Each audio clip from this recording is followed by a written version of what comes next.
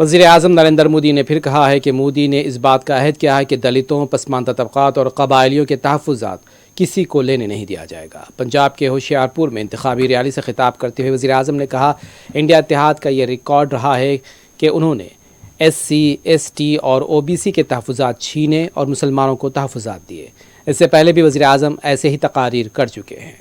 मोदी ने एक संकल्प लिया है कि वो दलितों, पिछड़ों, आदिवासियों का आरक्षण किसी को भी छीनने नहीं देगा। अपनी सरकार के 10 साल में मैंने लगातार SC, ST, OBC के आरक्षण की रक्षा की है।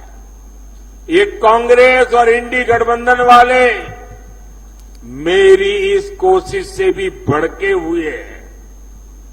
दरअसल आरक्षण को लेकर इनके खुद के इरादे बहुत खतरनाक हैं। इनका पूरा track record SC, ST, OBC का आरक्षण छीनने का रहा है। सरकारी नौकरी में धर्म के आधार पर आरक्षण हो, स्पोर्ट्स में, सरकारी टेंडर में धर्म के आधार पर आरक्षण हो, यूनिवर्सिटी के दाखिले में धर्म के आधार पर आरक्षण हो, ये संविधान की भावना का, बाबा साहब आम्बेडकर की भावना का अपमान कर रहे हैं।